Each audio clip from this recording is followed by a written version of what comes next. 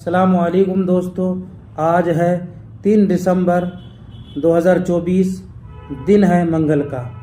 आज मैं आपकी खिदमत में हाजिर हुआ हूँ एक वीडियो लेकर। उम्मीद करता हूँ कि आप लोग खैर व आफियत के साथ होंगे। मुफ्ती शहरयार साहब ने अजमेर शरीफ के दरगाह के बारे में क्या कहा है और क्या बताया है, वो वीडियो मैं आपको बताने वाला हूँ। वो वीडियो बताने से पहले आप दो बातें सुन लें कि उन्होंने कहा है कि बादशाह के ऊँट को बैठाने वाला उनके शरारत पर कैसे पहरे बैठाता है, और ये भी कहा है कि 40 करोड़ मुसलमान ख्वाजा साहब की करामत देखने के लिए मुंतज़िर बेताब है। इंशाअल्लाह तबारक व तआला वो भी देखेंगे। मुफ्ती शहरयार साहब ने कहा है। आइए ज़्यादा वक्त ना लेते हुए फुल वीडियो आपको मैं मुफ्ती शहरयार का बता रहा हूँ। आपसे गुजारिश है कि चैनल में अगर नए हो और जुड़ गए हो तो चैनल को सब्सक्राइब करें और बेल आइकन को भी दबा दें। इंशाअल्लाह तबारक व तआला ऐसे ही वीडियो आपको इस चैनल में मिलेंगी। आइए वो वीडियो। उस दरगाह के खिलाफ पिटीशन दर्ज होता है और साहब कोर्ट वाले उसको एक्सेप्ट करके सुनवाई की तारीख तय कर देते हैं। अब तो हम लोग खामोश हैं, खामोश रहेंगे। देखते हैं जो बादशाह के ऊंट को बैठाने वाला अब इनकी शरारत पे कैसे पहरा लगता है। मुझे यकीन हासिल है अब हिंदुस्तान का 40 करोड़ मुसलमान अब गरीब नवाज की करामत देखने के लिए मुंतजिर है कि हिंदुस्तान का राजा अपनी करामत दिखाएगा। अब मुझे लग रहा है इनकी शरारत जब बढ़ रही है, इनकी शरारत खूब आगे बढ़ रही है, तो अब जब बंदरों को, गीदड़ों को मौत आती है तो शहर की तरफ रुख करता है। छोटी छोटी बातें तो बोलता था, हम नजरअंदाज करते थे। अब बड़े शहंशाह की बारगाह में पहुंच गया है, वहां छेड़खानी कर रहा है। अब बस करीब है वह वक्त जब गरीब नवाज का जलाल रंग लाएगा, और जब वो जलाल रंग लाएगा इनका सारा गुरूर चकनाचूर होगा और मुस्तफा के गुलामों को अल्लाह इज्जतों से मालामाल बनाएगा। नारे तकबीर, नारे रिसालत, मसलके आला हजरत, मजहबे इस्लाम, हजरत हबीबुल्लाह फैजी साहेब किबला, हजरत शहनवाज हसन साहेब किबला, अल्लामा डॉक्टर शहरयार रजा साहेब किबला कादरी।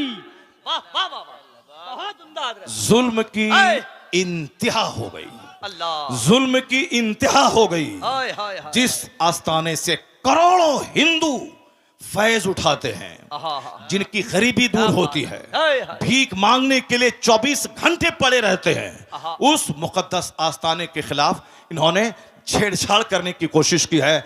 अभी भी वक्त है कि जाके बाबा की बारगाह में चले जाओ, अपना पिटीशन कोर्ट से वापस ले लो और बाबा की चौखट पे जाके बोलो, बाबा क्षमा कर दीजिए, हमसे गलती हो गई। वरना याद रखना, जो अना सागर को एक कूजे में ला सकते हैं, याद रखना, जो बादशाह के ऊंट को बिठा सकते हैं, तो फिर जब वो जलाल में आ गए तो हुकूमत का सत्यानाश हो जाएगा। फिर वही होगा जो सारी दुनिया देखने का मुंतजिर है। नारे तकबीर। के बंगले पर मैं थूक देता हूं, पेशाब कर दूंगा, मगर मैं ईमान का सौदा नहीं करूंगा। बेशक, सुभान अल्लाह। जो दौलत अल्लाह ने आपको दी है, आपने कोई मेहनत नहीं की उसके लिए, ना बहुत ज्यादा आप मदरसे में टाइम दिया, ना 2-4-10 आलिमों के साथ आप बैठे रहे, न किसी क्रिश्चियनों के पोप के पास आप गए, न किसी यहूदी के रिब्बी के पास आप बैठकर आपने डिबेट किया, न किसी हिंदुओं के पंडित के पास जाके आपने डिस्कशन किया कि कौन सा मजहब अच्छा है, कौन सा मजहब खराब है। नहीं, आपको अल्लाह ने सिर्फ अपने फजल से ईमान की दौलत दी। बेशक, सुभान अल्लाह। इसलिए कि आप मोमिन घर में पैदा हुए हैं, इसलिए आप मुसलमान हैं। जब इतनी बड़ी दौलत, जिस दौलत से महरूम है दुनिया के अमेज़न कंपनी के मालिक, जिस दौलत से महरूम है टाटा बिरला कंपनी के मालिक, जिस दौलत से महरूम है दुनिया की बड़ी बड़ी सल्तनतों के सरबराहान, जिससे महरूम है, वह ईमान की दौलत अल्लाह ने आपको अता की है। तो इसी नेमत के शुक्राने में दिन गुजर जाएंगे। कभी गरीबी का आप रोना नहीं रोएंगे, कभी मुफलिसी का रोना नहीं रोएंगे। एक बंदा डीएम बना, 5 लाख महीना कमाया, 60 साल के बाद रिटायर किया, मौत का इंतजार किया, मरा, कब्र में जाके सड़ गया। 35 साल तक पढ़ा लिखा, मेहनत किया, 35 साल उन्होंने नौकरी की, क्या मिला? मरने के बाद जहां गया वहां एक ऐसी जिंदगी जो इसका कोई अंत नहीं हो, जिसकी कोई सीमा नहीं है। दुनिया में तो 100 साल के अंदर ही मर जाना है, मरने के बाद जहां अरबों खरबों साल रहना है, वहां की जिंदगी के लिए इस डीएम ने क्या किया। अब वहां ये आग में जलेंगे, ना इसका इल्म बचाएगा, ना इसकी डिग्री बचाएगी, ना इसकी मुलाजमत बचाएगी, ना इसके कमाए हुए करोड़ों रुपए बचाएंगे। अक्लमंद वो है जो दुनिया में फूस के घर में रहा हो, मिट्टी के घर में रहा हो, मगर ईमान बचा के दुनिया से चला गया हो, तो अब वो महासंख्यों बरस की जन्नत में इज्जत के साथ रहे। वाह वाह वाह वाह वाह। महासंख्यों साल, जहां महासंख भी एक महदूद गिनती है, महाला महदूद, जहां मौत ही नहीं है। इसलिए अल्लाह ने वो दौलत आपको दी जो दौलत अमेरिका के सदर को नहीं दी है। तो उसका शुक्राना ये नहीं है कि शिकायत की पोटली लेके बैठा जाए कि हम गरीब हैं, हमको नौकरी नहीं मिली, हम जलील हैं, हमको मकान पुख्ते का नहीं मिला। इस नेमत पे जब आप गौर करेंगे तो हर वक्त आपकी पेशानी झुकी रहेगी और आप एक दुआ हमेशा रब से करते रहेंगे, इलाही मैंने कोई मेहनत नहीं की मुसलमान बनने के लिए, मेरा कोई एहसान तुझ पर नहीं है कि तूने मुझको मुसलमान बनाया है, तूने अपने फजल से मुझको मोमिन बनाया है। तो हर वक्त वह मोमिन यही दुआ करेगा, इलाही जब एक एहसान इतना तूने किया है तो एक एहसान और कर देना कि हालत ईमान में मौत देकर जन्नतुल फिरदौस अता कर वाह देना। वाह वाह वाह वाह, सुभान अल्लाह। क्योंकि बेशुमार लोग ऐसे हैं जो मरने से पहले पहले मुशरिक हो गए, मरने से पहले पहले काफिर हो गए। बहुत सारी बेटियां मुसलमानों की हैं जिसको जन्नत की तालीम नहीं दी गई, आखिरत की तालीम नहीं दी गई, कब्र में हजारों साल रहना है उसकी बात नहीं बताई गई, कयामत के दिन एक दिन 50,000 साल के बराबर होगा यह बात बाप ने नहीं बताया। बाप ने सिर्फ ये बताया कि इंजीनियर बनना है, डॉक्टर बनना है, कमाना है, घर बनाना है और खाना पीना है। तो अब अच्छी लाइफ गुजारने के लिए कोई मुशरिक उसे ऑफर दिया कि मेरे पास 5 लाख रुपए माहाना की आमदनी है, अगर तुमने मुझसे शादी कर ली तो तुम रानी बन के रहोगी। तो ये उस मुशरिक के साथ ईमान का सौदा करके भाग गई, उसी के साथ शादी करके रह गई। अब वो जब जवानी के बाद बुढ़ापे की उम्र में पहुंची, उसके बाद मौत ने दस्तक दिया। तो लज्जत कितने दिन तक उन्होंने हासिल की? 10 साल 20 साल। अब मरने के बाद जहां गई है वहां का एक दिन 50,000 साल के बराबर। अब ये बताएं कि 2 4 10 20 साल एक सेकंड है अल्लाह के नजदीक। इसकी लज्जत हासिल करने के लिए ईमान का सौदा कर दिया, उन्होंने कुफ्र कबूल कर लिया। अब वह खरबों साल की आग में जलने के लिए वहां चली गई। अक्लमंद है वह बाप जो बच्चों को डॉक्टर ना बनाए मगर जन्नती बना दे, जो अपने बच्चों को इंजीनियर न बनाए जन्नती बना दे, जो अपने घर में डॉक्टर इंजीनियर का चर्चा न करके आलिम दीन का चर्चा करे, कुरान हदीस का चर्चा करे।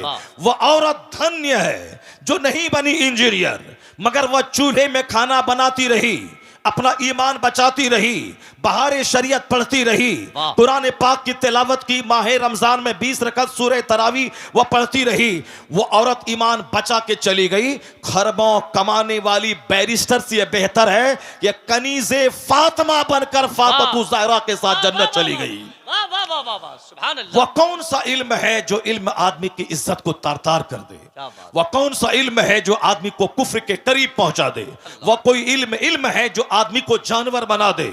आज मदरसा आवाज दे रहा है कि डॉक्टर की सूरत में दरिंदा कलकत्ता के आरजी मेडिकल कॉलेज का प्रिंसिपल जो अपने घर के तहखाने में खूबसूरत औरतों के साथ बलात्कार करने का रैकेट चलाता था, जिसके कॉलेज में एमडी करने वाली खातून की आबरू गैर महफूज रही और जिसको अपनी आबरू बचाने के चक्कर में जान से हाथ धोना पड़ा।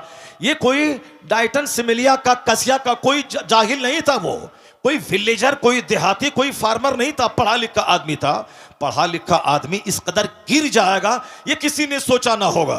आपने देखा होगा मुजफ्फरपुर के शेल्टर होम में वह नेताओं का किस तरह कनेक्शन वहां पली जाने वाली औरतों के साथ था। लोग कहते हैं कि वह डॉक्टर की सूरत में जानवर, वह डॉक्टर की सूरत में दरिंदा। एक गांव का देहाती अपने चचेरे भाई के पास किशनगंज गया, डॉक्टर के पास, कहा आप मेरी बीवी का इलाज करें। डॉक्टर बोलता है कि तुम्हारी बीवी दर्द ज़ह में मुब्तला है, बच्चा भी मरेगा या नहीं जच्चा मर जाएगी, इसलिए तुम्हें 1 घंटे के अंतर सिजरिंग करना पड़ेगा। वो कहता है मैं बीमार हूं, मैं गरीब हूं, मैं मजदूर हूं, कहां से मैं 50,000 रुपए ला के दूं। ये डॉक्टर दिमाग में बहुत बड़ा सपना पाल करके किशनगंज आया है कि मैं MBBS हूं, अपने बच्चों को FRCS बनाना है, अब मुझे 2 एकड़ जमीन में शानदार घर बनाना है, मुझे फॉर्च्यूनर खरीदनी है। अब इतना पैसा, ऐसा नहीं कि डॉक्टर बनने के बाद रुपया का एक पेड़ अपने क्लिनिक में कोई लगा दे और रोजाना जाए 2 घंटा बैठे और पैसा तोड़ के झोला भर के शाम में घर ले जाए। नहीं, उसे तो मरीजों को देखना होगा, मरीजों की फीस से ही कमाना होगा। तो इतनी कमाई कहां से आएगी कि फॉर्च्यूनर का की किस्त अदा करे, वह 2.5 एकड़ जमीन का की किस्त अदा करे। अब वह इंसानियत का लिबादा छोड़कर झूठ का लिबास पहनता है, हैवानियत का कपड़ा पहनकर झूठ बोलता है कि तेरी बीवी 1 घंटे के अंदर में मर जाएगी, इसको सिजरिंग करवाना पड़ेगा। अब वह बेचारा छोटा सा घर बेचकर डॉक्टर को 50,000 रुपए देता है और वह डॉक्टर एक गरीब औरत की सिजरिंग करके उसको कई सारी औलादों से महरूम कर देता है। लोग कहते हैं ये डॉक्टर है मगर इंसान नहीं है।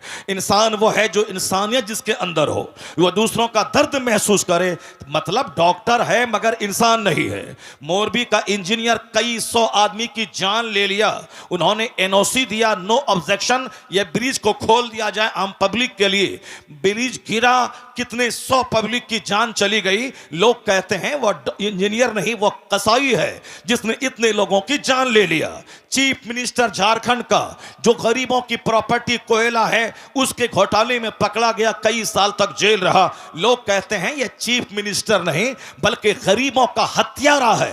मतलब इंजीनियर की सूरत में जानवर, डॉक्टर की सूरत में जानवर। लोग कहते हैं कि इंसान कहां है, इंसानियत कहां है। मैं कहता हूं आज भी इंसानियत की एक फैक्ट्री है, वह फैक्ट्री चले जाओ, उस फैक्ट्री में यह पढ़ाया जाता है झूठ बोलना हराम है, शराब पीना हराम है, ज़िना करना हराम है, माँ बाप को सताना हराम है, पड़ोसी से लड़ना झगड़ना हराम है, और खड़े होकर नहीं खाना है, बैठ के खाना है, बाथरूम ऐसे जाना है, बिस्तर पे ऐसे लेटना है, ऐसे घर से बाहर निकलना है।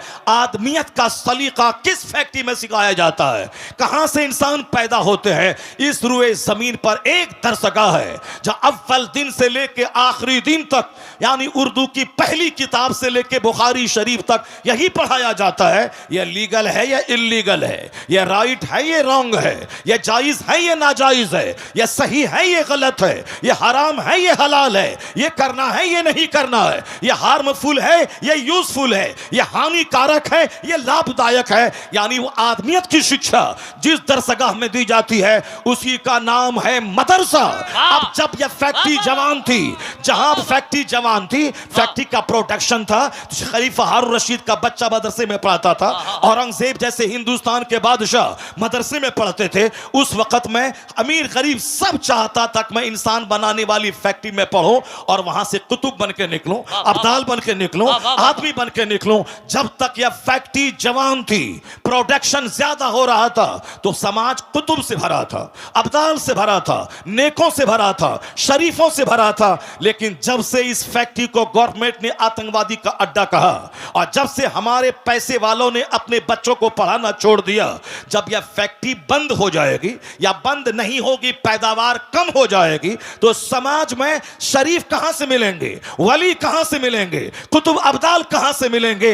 अब अगर लोग चाहते हैं कि समाज शरीफों से भरे, नमाजियों से भरे, जंटी लोगों से भरे, कुतुब अब्दाल से भरे, तो अब प्यूटर लेना होगा, फैसला बदलना होगा कि जिस तरह की फैक्ट्री जैसा प्रोडक्शन उसी तरह के लोग समाज में नजर आएंगे। इंजीनियरिंग कॉलेज में आदमी कम, वहां पैसा कमाने वाले जानवर ज्यादा पैदा किए जाते हैं। मेडिकल कॉलेज में आदमी कम, पैसा कमाने वाले जानवर ज्यादा पैदा किए जाते हैं। तो अब ये एक इंसानी बनाने वाली फैक्ट्री है मदरसा। इस फैक्ट्री को जिंदा करें। जब ये मदरसा जिंदा होगा, पैदावार बढ़ेगी, तो शरीरों की तादाद घटेगी, शरीफों की तादाद में इजाफा होता चला। नारे तकबीर, नारे रिसालत, मजहबे इस्लाम, जश्ने दस्तार बंदी, अल्लामा डॉक्टर शहरयार रजा साहब किबला। बहुत उम्दा हजरत, वाह वाह वाह वाह वाह वाह मदरसा वाह वाह वाह वाह। मदरसा ने ही सारी दुनिया को बताया है कि इल्म क्या चीज है। हाँ मदरसा ने ही सारी दुनिया को बताया है कि रिसर्च क्या है। मदरसा ने बताया है कंटेम्पलेशन क्या है। मदरसे ने बताया है शोध क्या है। मदरसे ने बताया है चिंतन क्या है। हमारे बच्चे भी गौर से सुने मेरी बात। जो दूसरे लोग मुखालिफ मजहब के मानने वाले हैं, अगर उस तक मेरी बात पहुंच जाए, वो भी मेरी बात को गौर से सुन ले। अगर मदरसा आतंकवादी का अड्डा है तो कभी किसी दिन किसी एक जासूस को मदरसा भेज दो, और मदरसा भेजने के बाद हर क्लास में उसको बैठा दो और ये रिपोर्ट देने के लिए बोलो कि क्या मौलाना साहब ने अपनी दरसगाह में बच्चों को मारने और काटने की बात सिखाई है या शराफत की बात सिखाई है, ह्यूमैनिटी की बात सिखाई है।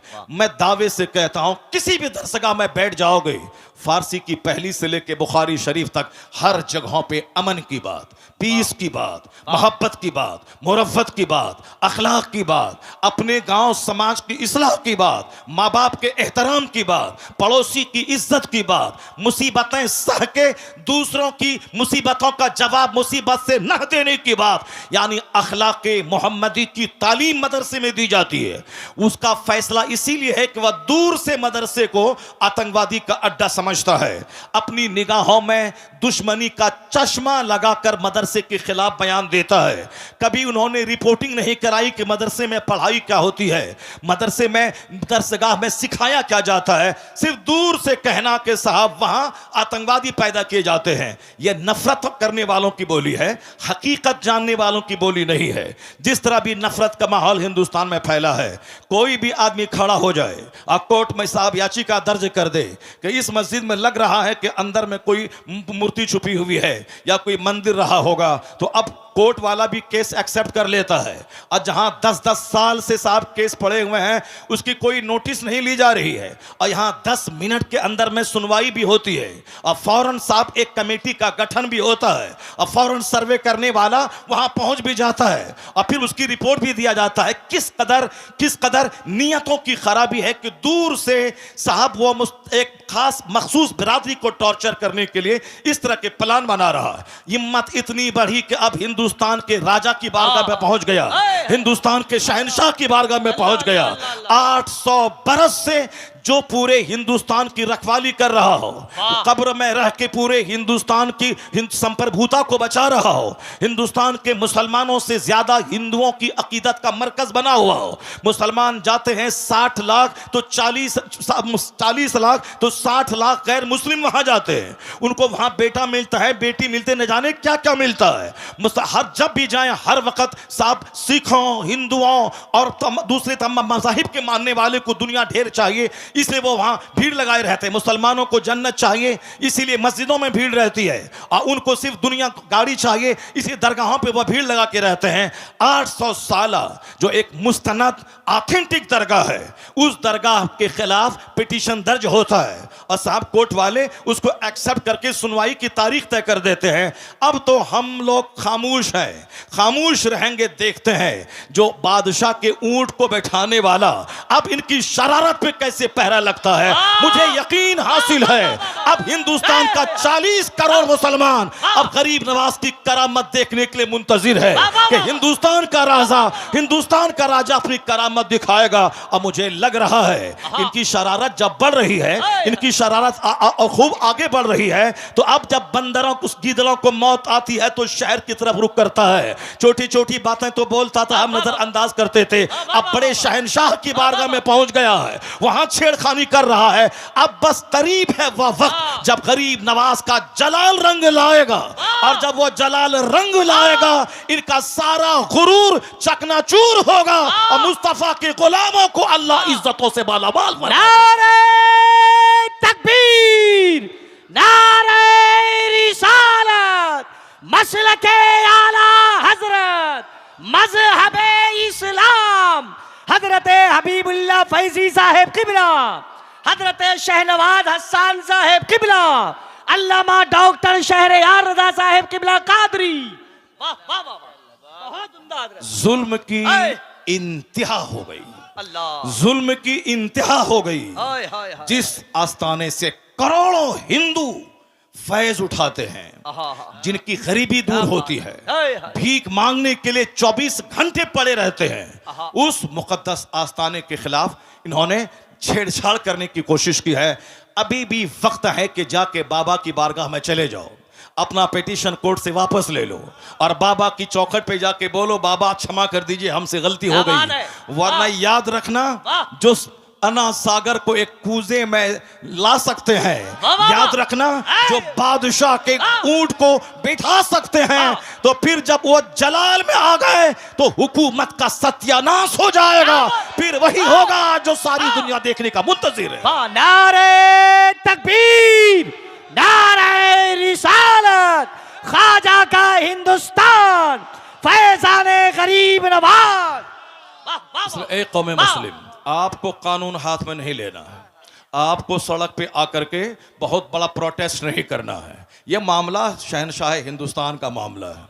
अब मामला उनकी कोर्ट में पहुंच चुका है। बस हम लोग वही करें जो सरकार दो जहां के दादा अब्दुल मुत्तलिब, जब अबरहा जो हाथियों का फौज लेके खाने काबा को ढाने आ रहा था, अब्दुल मुत्तलिब ने क्या कहा था कि हर शख्स अपने घर की हिफाजत करता है, ए अल्लाह ये तेरा घर है, तू अपने घर की हिफाजत कर। वाह। इतना कह के पहाड़ पर चले गए और फिर वो देखने लगे, देखें रब्बे करीम अपने घर की हिफाजत कैसे करता है। सारी दुनिया जान रही है कि अलम तरा कैफ फअल रब्बुका बिअसहाबिल फील, वाह। क्या उसके साथ सलूक हुआ।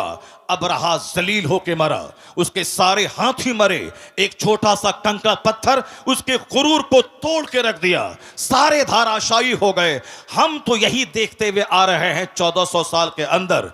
अल्लाह रब्बुल इज्जत बहुत बेनियाज है, अल्लाह रब्बुल इज्जत बेनियाज है, कोई भी जालिमों का जुल्म उसको थका नहीं सकता।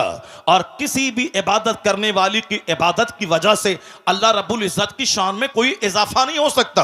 अल्लाह उस सिफाते कमालिया का जामा है कि जिसके आगे किसी सिफत का कोई तसव्वुर ही नहीं है। अल्लाह रब्बुल इज्जत के पास सारी कुव्वतें, सारी ताकतें मौजूद है। हम इबादत करते हैं, हम उसका बेनिफिट मुझको मिलता है। अगर कोई कुफ्र करता है उसका नुकसान वो उठाता है। अल्लाह सिर्फ देखना चाहता है कि मेरा कौन बंदा है जो इस जमीन को अदल से भरता है और कौन है जो इस जमीन को जुल्म से भरता है। जो ईमान लाएगा, अच्छा काम करेगा, उसे यहां सेहत देंगे, इज्जत देंगे, हुकूमत देंगे, मरने के बाद जन्नत देंगे। जो कुफ्र करेगा, शरारत करेगा, जुल्म करेगा, अत्याचार करेगा, दूसरों को जीने नहीं देगा, सताएगा, समाज को पाप से भर देगा, उसके लिए आग तो वहां है, यहां उसका जीना तंग कर देंगे, यहां उसके घरों को कैद खाना बना देंगे, यहां उसको जलील और रुस्वा कर देंगे। नहीं देखा तुमने आज से 5 साल पहले चाइना के लोग कहते थे कौन सी नमाज है, कैसी नमाज है। जापान के लोग कहते थे कौन सी मस्जिद है, कैसा मदरसा है। हिंदुस्तान के भी चंद सर फिरे कहते थे यह कौन सी मस्जिद, कौन सा मदरसा, अजान बंद कर देंगे, मदरसा बंद कर देंगे। अमेरिका भी कहता था यह कौन सा इस्लाम है, हर तरफ इस्लाम का चर्चा हो रहा है, हर तरफ इस्लाम इस्लाम लोग कर रहे हैं, नहीं पढ़ने देंगे इसे। अब मुसलमान परेशान हाल थे, मुसलमान हाथ उठा के रब्बे करीम की बारगाह में दुआ कर रहे थे। तो हमारे जुलू, हमारा प्रोटेस्ट काम नहीं आया, मगर हमारी वो भीगी पलकों की दुआएं वो काम आई कि जो काम पूरी दुनिया को हिला के रख दिया। अल्लाह रब्बुल इज्जत ने दूसरी फौज को नहीं भेजा, एक छोटा सा कोरोना का कीड़ा भेज दिया। उस कीड़े ने चाइना को तबाह किया, अमेरिका के शहर को उसको रौनक को मिटा दिया, सारे एयरपोर्ट्स में ताले लगवा दिए, दुनिया के अरबों इंसान को उनके घर को जेल उसके लिए बना दिया गया। यहां तक कि जो मिटाने की बात कर रहा था वह क्वारंटाइन की बात करने लगा, वह सोशल डिस्टेंसिंग की बात करने लगा, वह वैक्सीन की बात करने लगा। मिटाने का सपना देखने वाला उनका शहर उजड़ गया, उनकी फैक्ट्रीज उजड़ गई, करोड़ों लोग मौत के मुंह में चले गए। इसलिए एक कौम मुस्लिम, तेरा रब्बे कदीर बड़ा अजीज है, बड़ा गालिब है, वह कुव्वत का मालिक है, वह तमाम इख्तियारात उसके पास मौजूद है। तुमको सिर्फ करना है मस्जिदों को आबाद करना है, अपनी पेशानियों में सजदों का शौक बसाना है। तू मोमिन बन जा, तू मोहम्मदी बन जा, अल्लाह तुझे इस जमीन का हाकिम बनाएगा, यहां की सल्तनत तुझको देगा। और जो इस्लाम के खिलाफ बोलेगा उसको एक मामूली सा कीड़ा भेजकर उसका सारा गुरूर तोड़ देगा। जैसे अल्लाह ने तोड़ के बता दिया कि बंदे तुम्हारे चाहने से सब कुछ नहीं होता है, वही होता है जो मंजूर खुदा होता है। अल्लाह ने दुनिया के सारे लोगों की औकात याद दिला दी, बेशक। लोगों के होश ठिकाने लग गए। अल्लाह वही है जो नमरूद को सल्तनत देना जानता है, और जब सल्तनत का गलत इस्तेमाल करे तो अल्लाह मामूली मच्छर से हिलाक और तबाह बर्बाद करना भी जानता है। अल्लाह फिरौन जैसे जाबिर और जालिम को 400 साल की लंबी छूट देना भी जानता है, और जब वो 400 साल की लंबी छूट से आतंक को और बढ़ा दे तो अल्लाह ताला पानी में डुबा के उसे मार देता है। और जब घिघिया के कहता है कि अब मैं ईमान लाया, तो अल्लाह कहता है अल आना वक़द असैत क़ब्लो व कुन्त मिनल मुफ़सिदीन, अभी तू ईमान लाता है, इससे पहले तू फसादी और बागी था। आज मैं तेरी लाश बचाऊंगा ताकि आने वाले लोग जान जाएं कि मगरूर का हश्र क्या होता है, घमंडी का अंजाम क्या होता है। फिरौन की सूखी हुई सड़ी हुई हड्डी की लाश आज भी मिस्र के म्यूजियम में मौजूद है। दुनिया के सारे सयाह, सारे टूरिस्ट उसको देखने जाते हैं और वहां से देखकर इबरत हासिल करते हैं कि 400 साल लंबी उम्र पाने वाला पूरे मिस्र का बाताज बादशाह था, लेकिन अल्लाह ने उसे ऐसा जलील किया, उसकी डेड बॉडी को दूसरों की इबरत की खातिर रखा, उसके ईमान को कबूल नहीं किया। तो इसलिए एक कौम मुस्लिम, तू नमाज पढ़, रोजा रख, हज कर, ज़कात दे, मस्जिद को आबाद कर, मदरसा को आबाद कर, अखबार पढ़ के ज्यादा इस्लाम के बारे में टेंशन मत बोल ले कि हमारा मुस्तकबिल क्या होगा, आने वाले दिन में इस्लाम का क्या होगा। यह सब टेंशन लेने की कोई जरूरत नहीं है। इतना यकीन कर ले, गिरह बांध के रख ले, जो अल्लाह कल के फिरौन को नहीं छोड़ा, पानी में डुबा के मार दिया है, वही अल्लाह आज के फिरौन को भी नहीं छोड़ेगा, आज के नमरूद को भी नहीं छोड़ेगा, आज के शद्दाद को भी नहीं छोड़ेगा। बस तुम्हें सिर्फ सब्र करना है, मस्जिदों को आबाद करना है। जो काम एटम बम से नहीं होता है वो काम तेरे सजदे से हो जाता है। तुम्हारी ताकत रूहानी ताकत, तुम्हारी ताकत स्पिरिचुअल फोर्स, तुम्हारी ताकत आध्यात्मिक शक्ति है। आज हम जलील इसीलिए हो गए, मेरी मस्जिदें वीरान हो गई, मेरा जलसा उजड़ गया, हमारी खानकाह सिर्फ तेल और पानी का मरकज बन के रह गई, हमारी मस्जिदों में दांत टूटे चंद बूढ़े रह गए, और हमारे जवान उनके कुफ्फार मुशरिकीन के जवान की तरह हरकतें करने लगे। हमारे घर में क्रिकेटर का चर्चा, हमारे घर में साहब बैरिस्टर का चर्चा, हमारे घर में नेता का चर्चा, हमारे घर में बंबई जाकर के फैक्ट्री डाल के 2-4 मकान खरीदने वाले दुनियादार का चर्चा, हमारे घर में खूबसूरत खवातीन का चर्चा, हमारे घर में खूबसूरत नौकरी करने वाले लड़कों का चर्चा। अब जाहिर सी बात है, जब खूबसूरती का चर्चा होगा तो हमारा बेटा दिमाग में ये बात बिठाएगा हमें खूबसूरत औरत चाहिए। अब चाहे वो अपना चेहरा आईना में नहीं देखेगा कि हमारी सूरत कैसी है, हमारी नाक टेढ़ी है, हमारा रंग काला है, मगर वो तमन्ना करता है क्या कि हमारी बीवी बिल्कुल करीना जैसी खूबसूरत मिल जाए। सबकी तमन्ना ये खूबसूरत मिल जाए, क्योंकि उनके घर में खूबसूरती का चर्चा होता है, उनके घर में मुलाजमत का चर्चा होता है, उनके घर में क्रिकेट का चर्चा होता है। अगर मेरी बेटी किसी खूबसूरत चेहरे वाले के साथ भागकर ईमान का सौदा कर ले, यह कसूर माँ बाप का है जो अपने घर में हुस्न का चर्चा करता है, दौलत का चर्चा करता है, सर्विस का चर्चा करता है, स्कूल कॉलेज का चर्चा करता है। यह बता दे कि जिसके घर में आलिम का आना जाना हो, जिसके घर में पीर का आना जाना हो, जिस घर के बाल बच्चे अपने आलिम की तहज्जुद की नमाज का मंजर देख रहे हो, वहां तलावत कुरान का मंजर देख रहे हो, मैं दावे से कहता हूं जहां कुफार का आना जाना होगा, जहां डकैत का आना जाना होगा, जहां दुनियादार का आना जाना होगा, उसके बच्चों का दुनियादार बनना जब तय है, उसी तरह जहां नमाजी का आना जाना होगा, आलिम का आना जाना होगा, मशाइख का आना जाना होगा, उनके घर के बाल बच्चों का ईमान का बचना भी तय है, वहां नमाजी बनना भी तय है।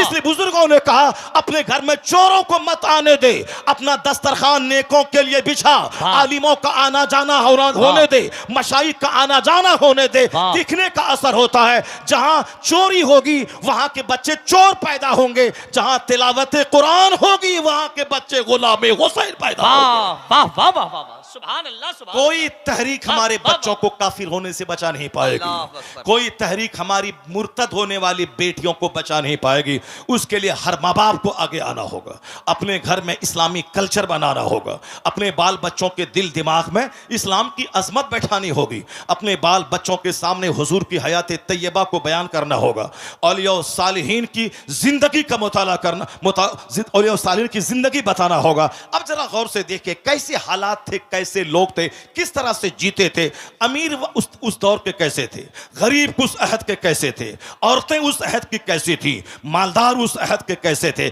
इस्लामिक हिस्ट्री का एक चैप्टर मैं खोलता हूं, जरा गौर से उसको सुनिए। उसके बाद फिर मैं आके आपको बताऊंगा कि नेता हमारा कितना झूठ बोलता है। नेता हमें डरा करके हमसे वोट लेता है। वो क्या बोलता है कि अगर तुम हमको वोट नहीं दोगे तो तुम्हारी जिंदगी खतरे में पड़ जाएगी, तुम्हारा मुस्तकबिल खतरे में पड़ जाएगा, इस्लाम खतरे में है। हम आज 50 साल से सुनते हुए आ रहे हैं, इस्लाम इज इन डेंजर, इस्लाम खतरे में है, इस्लाम खतरे में है, इस्लाम खतरे में है। जो मौलाना बोलता है इस्लाम खतरे में है, यकीन जाने कि वो मौलाना सच नहीं, वह झूठ बोल रहा है। जो नेता बोलता है इस्लाम खतरे में है, वह नेता झूठ बोलता है। ये क्यों नहीं बोलता नेता कि हमारी नेतागिरी खतरे में है, हमारी पॉलिटिक्स खतरे में है, हमारा एमपी का पोस्ट खतरे में है, हमारी पार्टी खतरे में है, या बोल मेरी पार्टी खतरे में है। हम जिस तरह से वो अपने लोगों को डराता है हमसे और हमारे खिलाफ नफरतों की आग लगाकर वो अपना वोट लेता है, उसी तरह हमारे भी कुछ लोग हैं जो शराब में डूबा हो, एक वक्त की नमाज ना पढ़ता हो,